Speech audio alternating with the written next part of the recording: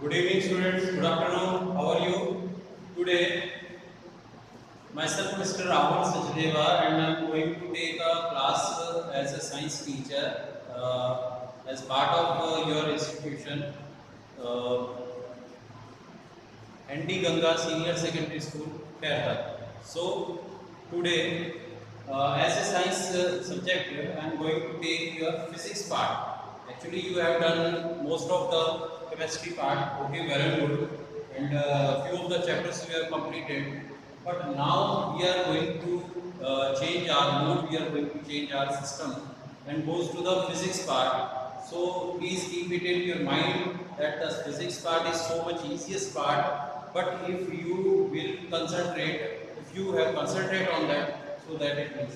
So now in this physics part, we are going to chapter the motion. Okay. इस physics part में 9th class की हम start कर रहे हैं। 9th क्लास में मोशन चैप्टर स्टार्ट कर रहे हैं। मोशन चैप्टर स्टार्ट करने में हम थोड़ा सा पहले ये देखेंगे कि हम टॉपिक कौन सा करेंगे। हम करेंगे डिस्टेंस, डिस्प्लेसमेंट और न्यूमेरिकल करेंगे, ठीक है ना। अब न्यूमेरिकल के लिए जितना भी अपने पास समय मिलता है उतना हम करेंगे, नहीं तो हम नेक्स्ट वीडियो में स्टार्ट करेंगे। नाउ लिसन, हम मोशन स्टार्ट कर रहे हैं। बिल्कुल ध्यान रखिएगा, बोर्ड पर बिल्कुल ध्यान दीजिएगा, मेरी बात पर ध्यान रखिएगा। कोई प्रॉब्लम होती है तो आप मेरे को बिल्कुल पूछिएगा, कोई प्रॉब्लम नहीं है। आप बिल्कुल without hesitation you can ask. Okay, now we are going to motion. Motion होता क्या है? सबसे पहले इसका जस्ट इंट्रोडक्शन लेते हैं हम। मोशन, मोशन मतलब किसी भी ऑब्जेक्ट का एक जगह से दूसरी जगह पर चलना। I'm moving from here to here. Now that it means I'm taking a motion. Okay. Now किसी भी ऑब्जेक्ट का एक प्लेस से दूसरी प्लेस पर मूव करना मोशन होता है।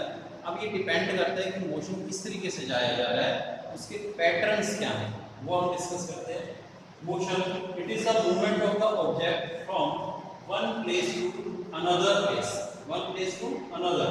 It means and that is called the motion from one place to other. इसको हम यहाँ पर ऐसे भी कह सकते हैं, वन प्लेस टू अदर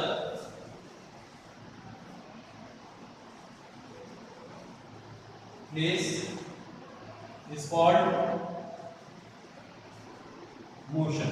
आपको मेरी राइटिंग अगर नहीं समझ में आए तो कोई बात नहीं, आप बिल्कुल पूछिएगा मुझसे, मैं आपको बता दूंगा। कोई भी आपकी क्वेरीज होगी आपको हम सॉल्व कर देंगे।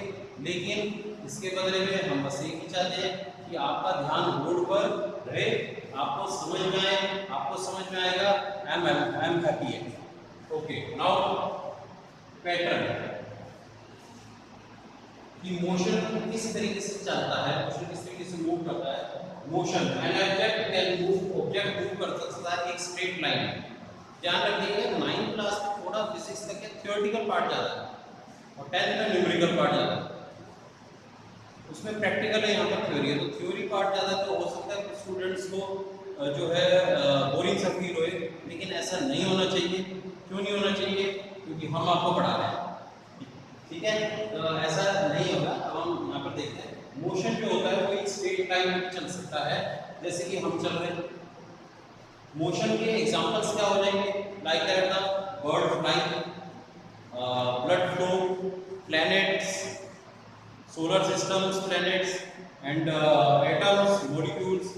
इट मींस जितने भी बर्ड ऑब्जेक्ट्स हैं वो एक मोशन रखते हैं, ठीक है ना, अपनी जगह से दूसरी जगह पर चलते हैं। और वो सीधा चल सकते हैं इन अ स्ट्रेट लाइन, वो रोटेट हो सकते हैं, वो सर्कुलर पाथ में भी चल सकते हैं और वो वाइब्रेट भी हो सकते हैं। And the fourth one is in circular path. तो वो सर्कुलर पाथ में भी चल सकते हैं और वाइब्रेट भी हो सकते हैं, यानी इस तरीके से भी चल सकते हैं मोशन। तो ये उनका पैटर्न है चलने का, ठीक है ना। सो that is simply a motion, ठीक है ना।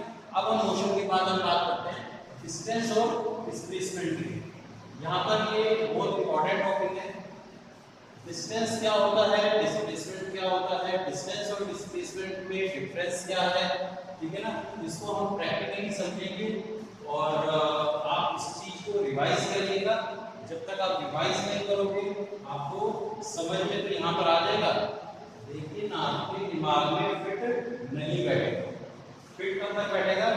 उसको रिवाइज करो।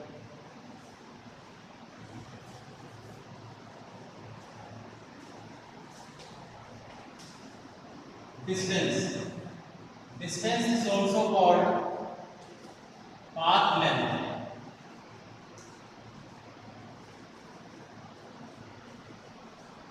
Distance is also called path length. Path length distance same है. कैसे है? अब हम एक एग्जांपल से समझते हैं. For example, we are going to take here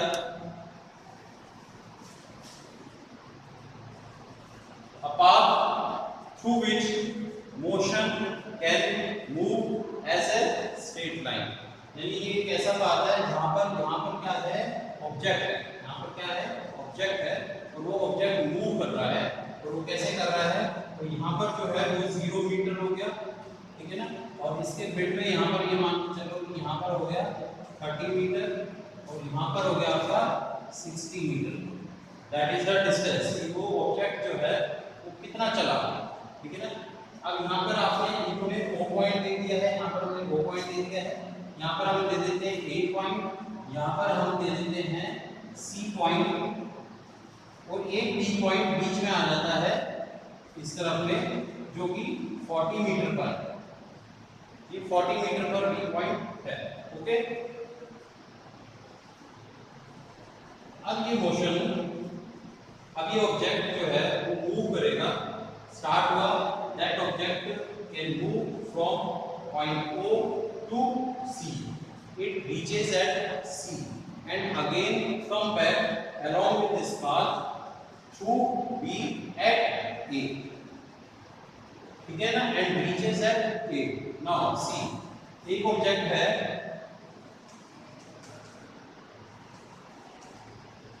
O, वो C तक गया, तो 0 से लेकर C तक गया तो उसने कितनी डिस्टेंस कवर करी? 60 मीटर. फिर वो वापस ऑब्जेक्ट जो है वो A पर आकर पहुंचा B से होता हुआ और उसने कवर करी है यहाँ पर आपको 30 metre. From 60 to 30 is 30 metre distance cover करी. ओके. तो that means how much distance that particular object has been covered finally, that is the O to C plus C to A, and that it means 60 meter plus 30 meter, that it means 90 meter. उसने कितनी distance cover करी है? ध्यान रखना इस video को देखते देखते टाइम वेस्ट ना हो जाए, इसलिए इस वीडियो पर कंसंट्रेट होना. जो चीज़ समझाई जा रही है वो आप लोगों को जरूर आनी चाहिए. उसके बाद यहाँ से समझने के बाद एक बार आपको बुक को रीड करना और बुक को रीड करने से आप देखना कि डिस्टेंस क्या होगा और फिर डिस्प्लेसमेंट क्या होगा. हम डिस्प्लेसमेंट भी करेंगे, ठीक है ना. और फिर इससे आपको रिवाइज हो जाएगा, ठीक है. डिस्टेंस, तो that distance covered by that particular object from 0 O to C and C to A again, and that is total 90 meter. Now the question is now, and the point that is, what is the displacement?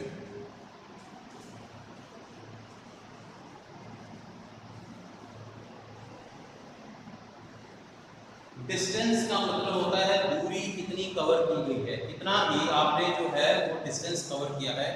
Displacement का मतलब होता है कोई object अपनी जगह से कितना हिला, ये होता है डिस्प्लेसमेंट. यानी पहले वो जहाँ पर था उसको हम कहेंगे इनिशियल पोजीशन, अब वो जहाँ पर है उसको हम कहेंगे फाइनल पोजीशन. हो सकता है वो नहीं हिला, तो इसका मतलब उसकी इनिशियल पोजीशन भी वही है और फाइनल पोजीशन भी वही है, ठीक है ना. अब डिस्प्लेसमेंट जो होता है ये होता है कि initial position that is point O. Now this is for the displacement के केस में इसको हम क्या कहेंगे? Initial position. और फाइनल पोजीशन जहां पर वो ऑब्जेक्ट अब है डिस्टेंस कवर करने के बाद, यहाँ से ऑब्जेक्ट स्टार्ट हुआ, यहाँ तक आया, यहाँ से स्टार्ट हुआ वापस यहाँ तक पहुंचा, अब वो यहाँ पर है. So now that point is final position.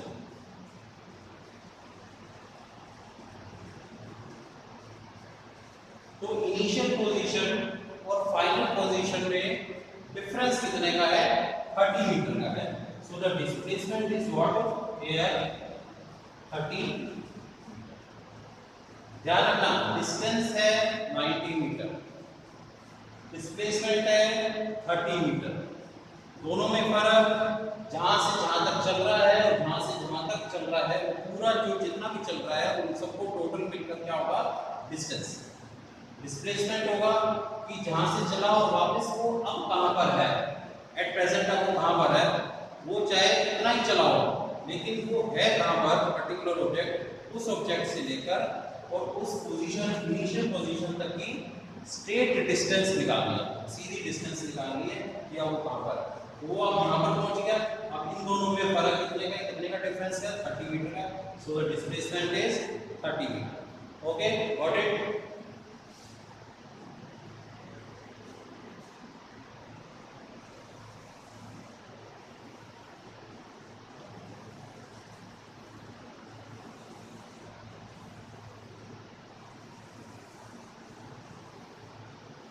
अब हमने इससे ये चीज कंक्लूजन क्या निकला? कंक्लूजन ये निकला, बहुत इंपॉर्टेंट कंक्लूजन है और आपके इंटेक्स्ट क्वेश्चन के अंदर जो आपके सेकंड या थर्ड पेज, जो इसी चैप्टर का जो सेकंड या थर्ड पेज है उसके इंटेक्स्ट क्वेश्चन में ये चीज दे रखी है डिस्प्लेसमेंट के बारे में कि दैट द कंक्लूजन ये निकला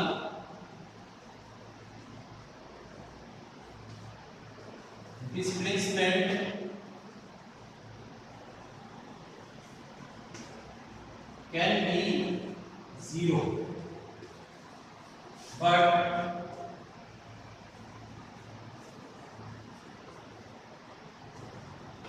distance never be 0। डिस्प्लेसमेंट जो होता है वो 0 हो सकता है लेकिन डिस्टेंस 0 नहीं हो सकता। कैसे नहीं हो सकता भाई? यहाँ पर वो पॉइंट पर वो ऑब्जेक्ट था और वो यहां तक गया है बिल्कुल आगे तक, यहां पर अपना था 60 मीटर। ऑब्जेक्ट क्या गया? 60 मीटर तक गया, 60 मीटर तक गया और यहां से वापस वो इस पॉइंट पर आकर रुक गया। तो that it means now initial position is this and final position is also this. Now initial position coincides the final position। coincides मतलब एक के ऊपर एक लाई कर गया। if in this condition when the initial position and the final position they both are same, so in this case displacement is what? displacement is 0 metre, क्योंकि उसका initial position भी यही था, फाइनल भी यही है। तो डिस्प्लेसमेंट क्या हो गया? 0 मीटर हो गया, ठीक है। लेकिन डिस्टेंस कितना हो गया? वो यहां से यहां तक गया 60 मीटर, फिर वापस ये आया 60 मीटर, तो डिस्टेंस इसका हो जाएगा 120 metre. so that is 120। so simply we can say displacement can be 0। displacement 0 हो सकता है but the distance never be 0। and the next conclusion we get here,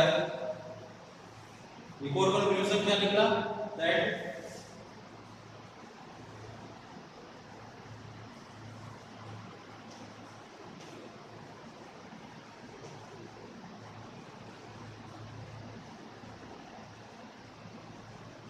displacement is not greater than distance। Displacement जो है वो distance से बड़ा नहीं हो सकता। आप चेक कर लीजिए, वही सेम लाइन बनाकर चेक कर लीजिए। आप 60 तक गए, 60 तक गए, 0 से लेकर 60 तक गए, तो आपका डिस्टेंस भी 60 मीटर हो गया और डिस्प्लेसमेंट भी 60 हो गया, क्योंकि अभी वो ऑब्जेक्ट 60 मीटर पर ही रुका हुआ है। तो वो बराबर हो सकता है, कम हो सकता है, पर ज्यादा नहीं हो सकता। यानी displacement not greater than distance. Displacement कभी डिस्टेंस से ज़्यादा नहीं होगा। उसकी वैल्यू जो होती है, उनकी डिस्प्लेसमेंट या डिस्टेंस की जो वैल्यू होती है वो कभी डिस्प्लेसमेंट की जो वैल्यू है वो डिस्टेंस की वैल्यू से ज़्यादा नहीं हो सकती। वो उसकी इक्वल हो सकती है, वो उससे कम हो सकती है। Okay, got it. Now magnitude, simply इसमें कोई जो है परिभाषा नहीं पढ़ रहा, बस एक मैग्नीट्यूड वर्ड को समझा रहा हूँ, क्योंकि मैग्नीट्यूड से जो है वो स्टूडेंट्स डरते हैं। चलिए मैग्नीट्यूड क्या होता है? तो मैग्नीट्यूड कुछ नहीं है, सिंपल वैल्यू है। अभी हमने वैल्यू लिखी है। डिस्टेंस, डिस्टेंस कितनी निकली है? 90 metre. So that is the magnitude of distance. ये डिस्टेंस का मैग्नीट्यूड है, या हम सिंपल लैंग्वेज में पढ़ बोले और हम अब तक करते आ रहे हैं कि ये क्या है? डिस्टेंस की वैल्यू है। ये जो डिस्टेंस फाइंड किया उसकी वैल्यू है। सो that is the displacement. Okay, that is the magnitude. Okay, so that is the magnitude. Now what is the magnitude of the displacement? The magnitude of the displacement is 30 meter. What is the magnitude of the distance? The magnitude of the distance is 90 meter. Okay, got it? So simply magnitude क्या है? Value है। Okay,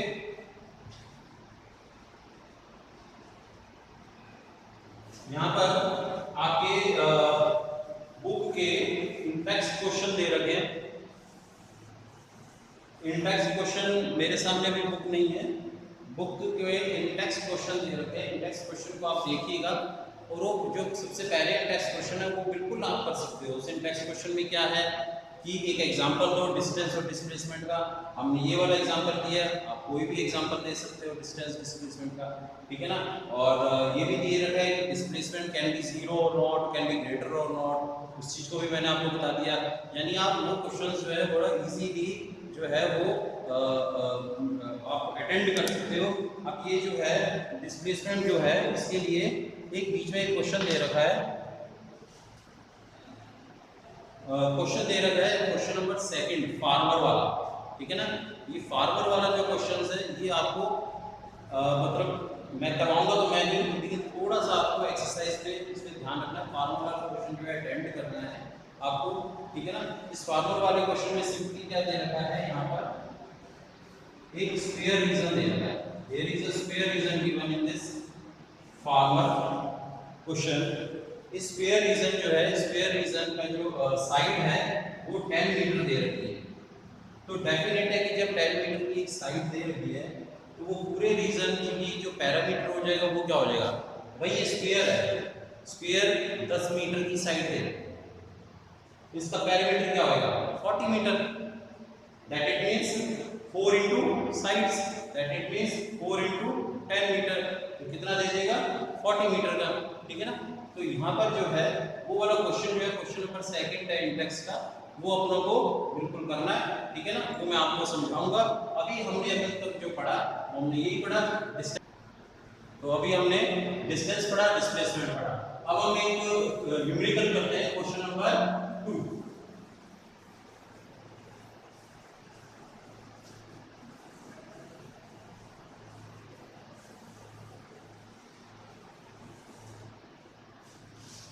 question number 2 आपके सामने जो page पे लिखा हुआ है, और मेरे पास उसी सामने बुक नहीं है, वो क्वेश्चन यही है, फार्मर से रिलेटेड है।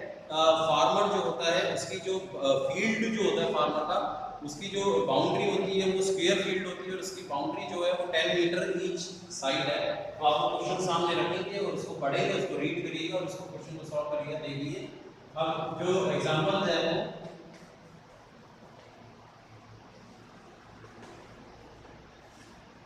वो कह रहे हैं कि एक स्क्वायर फील्ड है,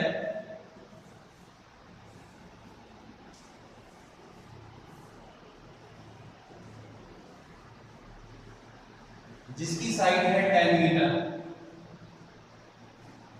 अगर उसकी साइड 10 मीटर है, then what is the perimeter of that particular field is 40 meter. So now length of side 10 meter.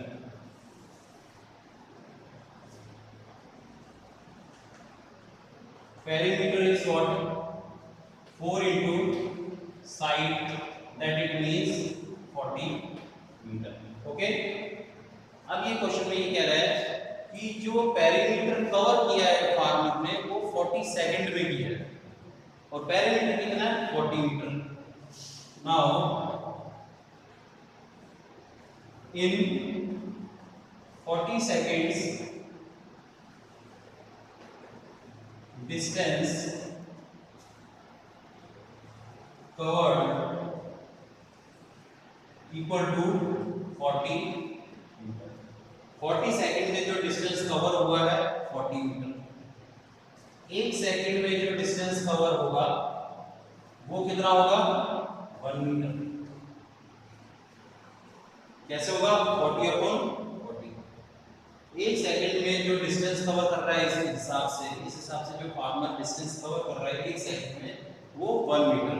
कैसे आया करके बताएंगे 40/40 1 मीटर। लेकिन आप ये पूछ रहे हैं कि 2 मिनट 20 सेकंड में कितना डिस्टेंस कवर कर रहे हैं, number 1 question. Number second displacement कितना है। तो सबसे पहले हम पार्ट ए करते हैं कि डिस्टेंस कितना है। तो पार्ट ए जो है वो हो रहा है कि 2 मिनट 20 सेकंड में कितना डिस्टेंस कवर हो रहा है। 1 सेकंड में हो रहा है 1 मीटर इन 2 मिनट 20 सेकंड। 2 मिनट 20 सेकंड में यानी कि इसको अगर हम सेकंड में चेंज करें तो यहाँ पर आ जाएगा हमारे पास 120 प्लस 120 140 सेकंड्स। तो हम इसको ऐसे लिख सकते हैं 2 minute 20 second that it means 140 second. 140 second में कितना डिस्टेंस कवर हो रहा है 140 metre.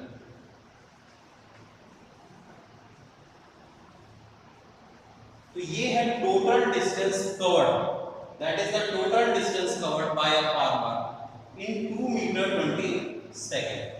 Okay, and the parameter is here 40 meter. Now we are going to start the another one thing. Now we are going to find the revolution, the total revolution, total rotation. यानी उस farmer ने इस field के कितने चक्कर लगाए, चक्कर निकालने हैं उसको कहते हैं रोटेशन। और रोटेशन फाइंड करने का फार्मूला होता है टोटल डिस्टेंस अपॉन पेरीमीटर। तो टोटल डिस्टेंस कितना आएगा 140 मीटर। पेरीमीटर कितना है 40 मीटर। हमने फाइंड करा है पेरीमीटर कितना है 40 metre.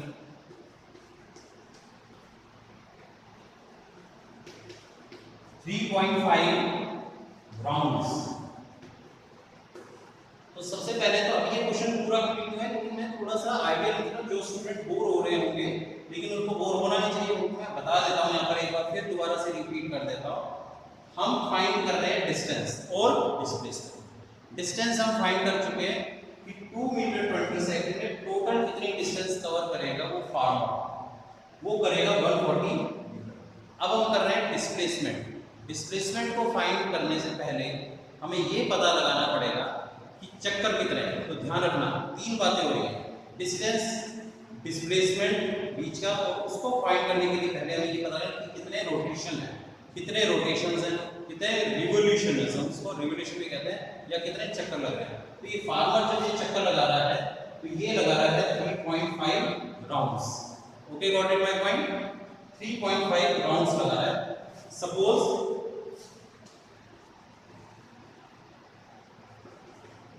farmer O, A, B and C. Suppose farmer is starts at O point. किस पॉइंट पर है? O पॉइंट है। तो 3.5 राउंड्स कितने होंगे? यहां से देखो ऐसे चला, ये यहां पर खड़ा है farmer. 1 2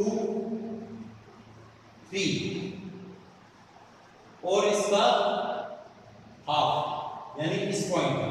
now that is the initial position and this one is final position and this one is initial position. So that is initial position and that is the final position. Okay, ध्यान रखना हम find कर रहे हैं, हम displacement find कर रहे हैं। डिस्प्लेसमेंट क्या होता है हम पहले समझ चुके हैं, डिस्प्लेसमेंट क्या होता है, ठीक है ना। इनिशियल पोजीशन और फाइनल पोजीशन इन दोनों में स्ट्रेट डिफरेंस पता करना है कि स्ट्रेट डिफरेंस कितना है, यानी कि यहां से लेकर यहां तक का लेंथ। ये लेंथ हम लोग को पता करनी है। ये लेंथ जो होगी वो फार्मर की इनिशियल पोजीशन से फाइनल पोजीशन के बीच की डिस्टेंस होगी।